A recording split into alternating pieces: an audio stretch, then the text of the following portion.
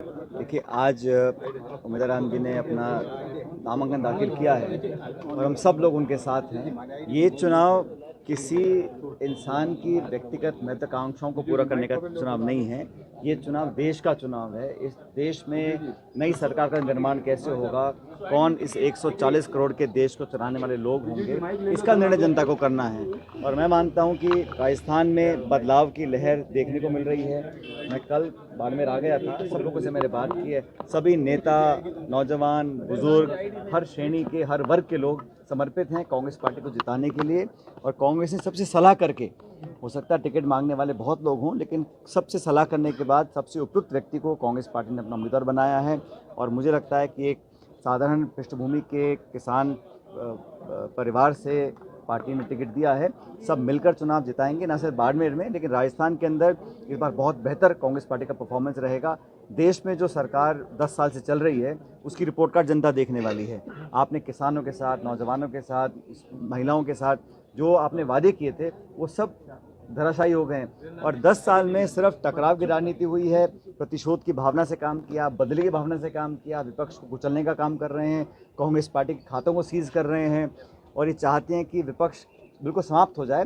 ये लोकतंत्र के लिए शुभ संकेत नहीं है। इसलिए ये चुनाव संवैधानिक संस्थाओं का संरक्षण करने का चुनाव है। ये चुनाव देश में बदलाव का चुनाव है। ये चुनाव अहंकार को खत्म करने का चुनाव है और यहाँ पर सब लोग मिलकर हाथ के निशान पर कांग्रेस पार्टी को जिताकर भेजेंगे। मोदी जी ने कल वादा किया है कि तीसरी बार जब उनकी सरकार बनेगी तो पूरे देश के अंदर बिजली फ्री को लेकर वो लगातार कोई वादे पूरे भी तो हों। वो तो 14 में भी किया था, 19 में भी किया था। वो बात करें 2047 की। 10 साल में क्या किया? क्या किसान की आमदनी दुगनी हो गई है? क्या 2 करोड़ रोजगार मिल गए हैं? नोटबंदी आपने क्यों की?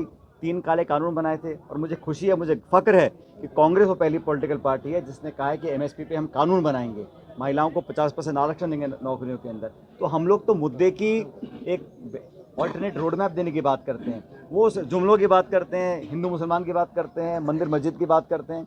हम लोग किसान की, नौजवान की, श्रमिक की, महिला की बात करते हैं। और आज बाड़मेर से जो हवा फैल रही है पूरे प्रदेश और देश में फैलेगी और ऐतिहासिक बहुमत के साथ यहाँ से हम जीत कर जाएंगे। सर, इंडियन एक्सप्रेस की आज की खबर है कि 25 ऐसे भ्रष्टाचारी नेता थे जिन्होंने बीजेपी ज्वाइन की, उनके खिलाफ 20 केस तो ठंडे बस्ते में डाल दिए, 3 केस है वो बंद कर दिए। तमाम भारत सरकार की एजेंसीज का धड़ल्ले से दुरुपयोग हो रहा है।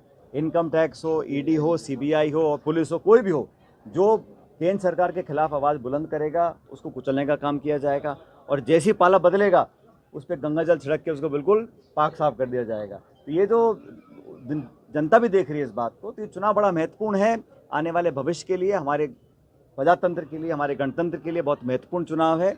और इसमें व्यक्ति नहीं, दल और विचारधारा को देख के वोट पड़ेंगे। बांसवाड़ा डूंगरपुर से कांग्रेस पार्टी ने प्रत्याशी नहीं उतारा। क्या बांसवाड़ा डूंगरपुर में कांग्रेस पार्टी जहाँ जहाँ इंडिया अलायंस से हमारा समझौता है, जहाँ जहाँ हम भाजपा को चुनौती देने के लिए एक उम्मीदवार कर सकते हैं पूरे देश भर में, वो काम हम कर रहे हैं। वैसे इंडिया अलायंस की 24 पार्टीज़ हैं और हम लोगों ने समझौता करके तमाम प्रदेशों में ऐसा माहौल बनाया है कि बीजेपी को वॉकओवर ना मिले और मजबूती से लड़ रहे हैं। और मैं आपको आश्वस्त करना चाहता हूँ, ये चुनाव हम लड़ रहे हैं जीतने के लिए। 4 जून जब परिणाम आएंगे तो इंडिया अलायंस के फेवर में आएंगे।